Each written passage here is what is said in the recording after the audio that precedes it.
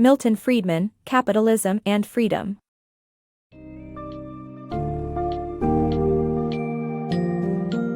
Welcome to the summary of Capitalism and Freedom by Milton Friedman. In this engaging and insightful piece, we explore the connection between economic and political freedoms and their interdependence in shaping society. Get ready to dive into the world of free market capitalism, its benefits, and its role in creating a prosperous and liberated society.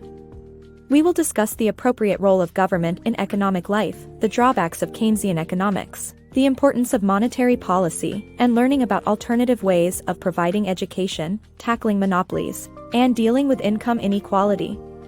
Let's set sail and delve deeper into understanding the true essence of capitalism and freedom.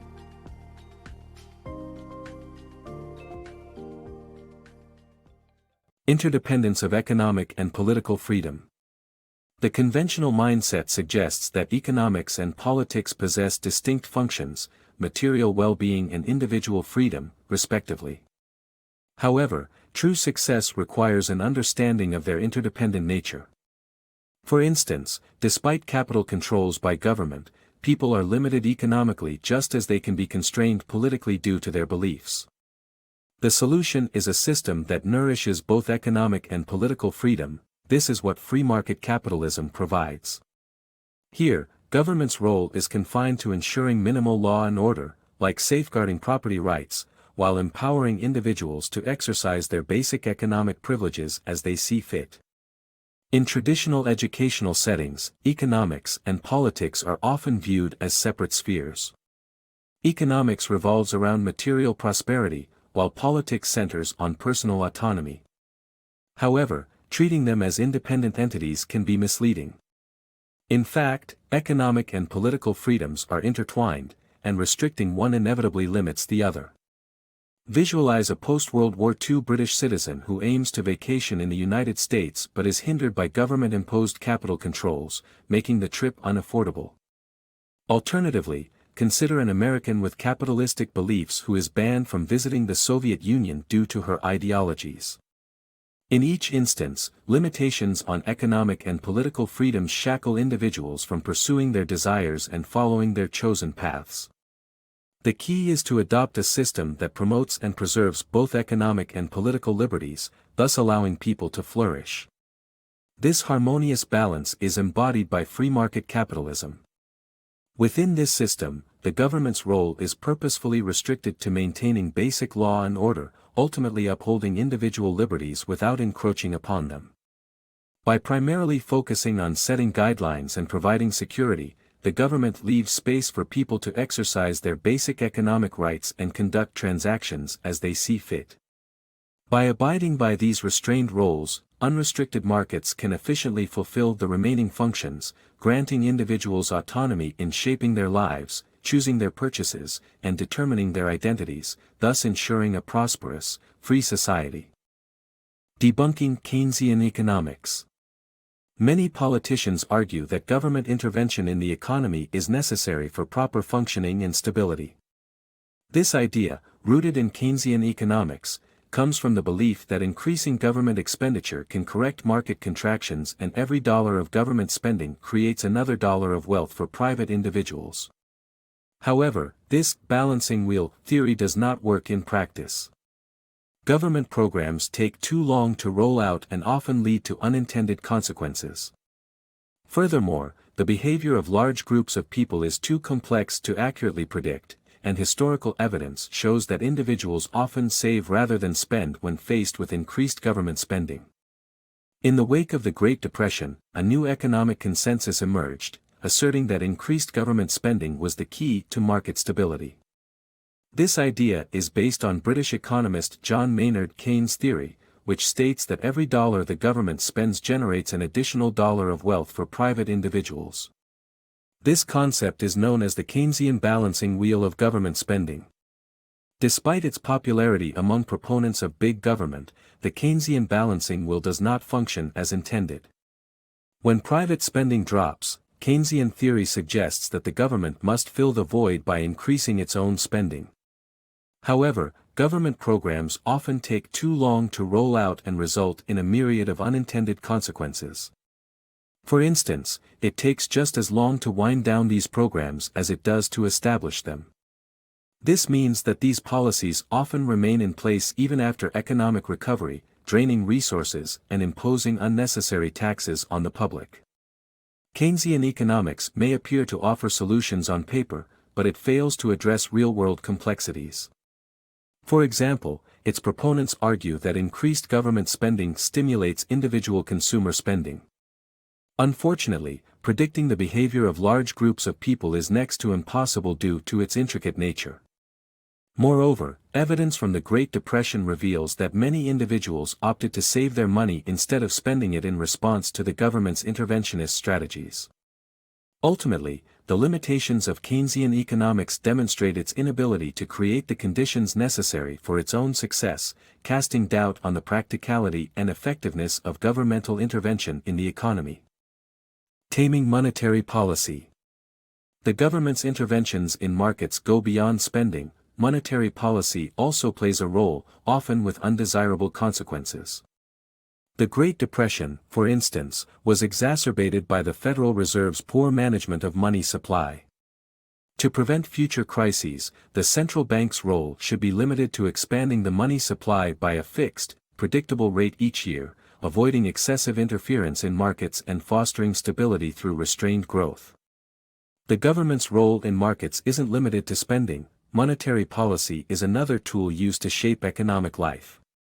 However, this intervention often results in negative outcomes. Look at the Great Depression. The crisis was intensified by the Federal Reserve's mishandling of the money supply. Between 1929 and 1933, while the money supply shrank by a third, the Reserve committed a costly error by doing nothing, turning a small contraction into a large-scale crisis. The Federal Reserve could have avoided this disastrous situation by adopting a focused and specific role, maintaining a stable money supply. By doing so, the depression's severity could have been significantly reduced. Instead, incomes and prices fell dramatically during this period. To avert similar crises in the future, the Federal Reserve's role must be constrained. Limiting their power in making monetary policy decisions, the central bank should focus on growing money supply at a fixed but modest annual rate, preventing undue market interference and upholding stability through controlled expansion. A target of 3 to 5% annually would be a reasonable, consistent goal. Rethinking government's role in education.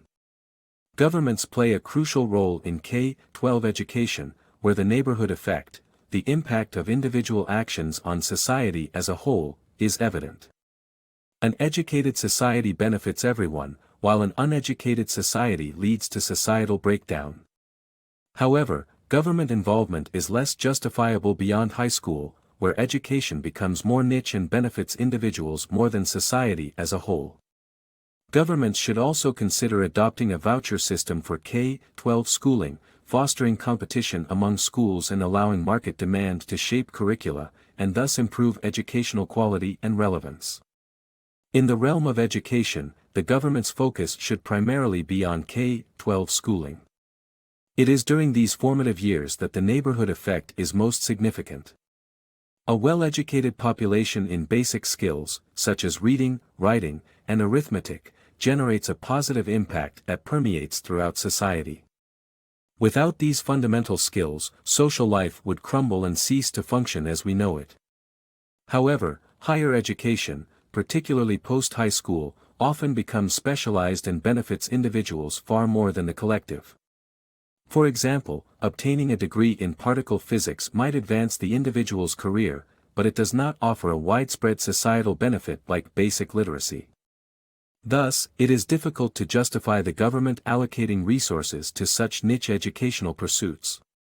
To better serve society, governments should reevaluate how they allocate funding for K-12 schooling by considering the introduction of a voucher system. In this model, each family would receive a designated amount per child, which could be used to fund the school of their choice. This approach would spur schools to compete with one another in the marketplace, ultimately improving efficiency, reducing costs, and promoting the development of better-suited curricula. As it stands, the content that students learn is determined by the government. While there is consensus regarding early education, adolescents' educational paths are more uncertain and debatable. Shifting toward a market-driven system would allow communities to shape local school curricula based on their specific needs and preferences, prompting schools to adapt and follow new market standards and ultimately leading to better outcomes for everyone involved. Monopolies, root and impact. Monopolies arise in markets when companies wield enough power to control the price of a product or service, undermining economic freedom. The lack of competition causes this problem, but it's crucial to understand that competition in a free market capitalist economy refers to the number of alternative choices, not simply rivalry among businesses. Monopolies can originate from technical limitations, such as in water or electricity services, or through distortionary government assistance like tariffs. While technical limitation-based monopolies might be inevitable, they shouldn't be state-run, as government monopolies are less accountable. Tariffs, on the other hand, create an environment for monopolies by eliminating competition and consequently fostering private collusion in pricing practices. Unleashing true social mobility.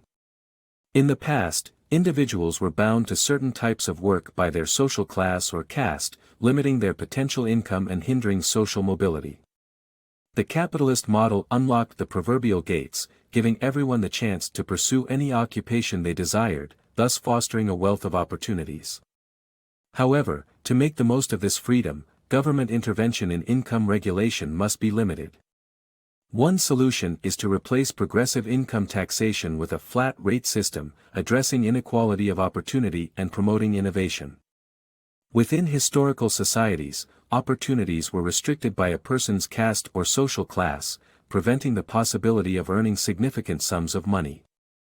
The refreshing break from this confinement has been the introduction of capitalist societies, where individuals can take up any job they want, giving them a chance to earn higher incomes and paving the way for social mobility. To achieve genuine occupational freedom and maximize potential, though, the government must relinquish control over income regulation and redistribution. Some careers inherently deserve higher compensation due to their challenges or undesirability. When governments interfere with incomes, they inadvertently create labor shortages in several economic sectors by discouraging individuals from taking up difficult jobs. The proposed solution to circumvent such government intervention is the removal of progressive income taxation in favor of a flat-rate system. Progressive taxes aim to alleviate income inequality and uneven living standards, but they stem from a misguided understanding of equality. Redistribution primarily impacts equality of outcome, or the size of one's paycheck, rather than the more important aspect, equality of opportunity, which lies in our equal capacity to succeed through effort and determination. Disrupting the balance of equality of opportunity has two consequences: favoring one social group over others and demotivating those in challenging, well-paying jobs, leading to stunted innovation. The implementation of a flat-rate system, where everyone contributes a fixed fraction of their income to the government, could address these issues, encourage equal opportunities, and potentially increase government revenue by eliminating the complex web of loopholes present in progressive tax systems. Rethinking social welfare programs. Traditional social welfare programs, despite claiming to reduce inequality, frequently fall short in meeting their objectives and can result in an even less equal society. Examples of failed implementation include public housing and social security policies. A proposed alternative is the negative income tax, which would efficiently assist the poor and potentially reduce bureaucratic issues. The importance of personal freedom and choice, benefiting from philanthropy and private industry, is emphasized as a vital aspect of an improved approach to social welfare programs. Despite good intentions to reduce inequality, many social welfare programs fail to achieve their goals, ultimately creating a less egalitarian society. Public housing projects, managed by inefficient bureaucracies, often decrease the overall housing supply while limiting low-income individuals to dangerous neighborhoods. Moreover, mandatory social security policies cause more harm than good. They act as a redistributive tax where the wealthy contribute more, and the assumption that individuals cannot save enough for retirement on their own is paternalistic. For advocates of capitalism and individual freedom, such policies are unacceptable. Therefore, it is crucial to reconsider traditional welfare programs and replace them with a negative income tax, which would ease the burden on society's poorest members. In this system, all government welfare schemes would be terminated, and those who do not meet a minimum income level would receive direct cash payments from the government. This approach would streamline government function, eliminate the need for expensive bureaucratic oversight, and reduce the taxpayer's financial burden, boosting the economy's productive cash flow. Moreover, scaling back on state involvement in welfare programs would not create an insurmountable void. Charities and philanthropists, often more efficient and adaptable than slow government departments, would step up to fill gaps in social support.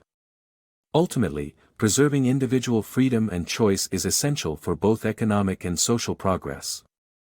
Implementing a negative income tax and relying more on private initiatives in social welfare would protect personal freedoms while ensuring a more effective approach to addressing societal inequalities.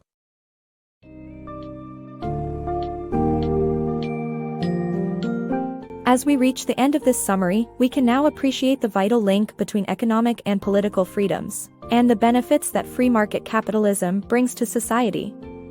Throughout the book, we examine the proper role of government when it is limited to areas such as enforcing property rights, better regulation of money supply, and providing basic education.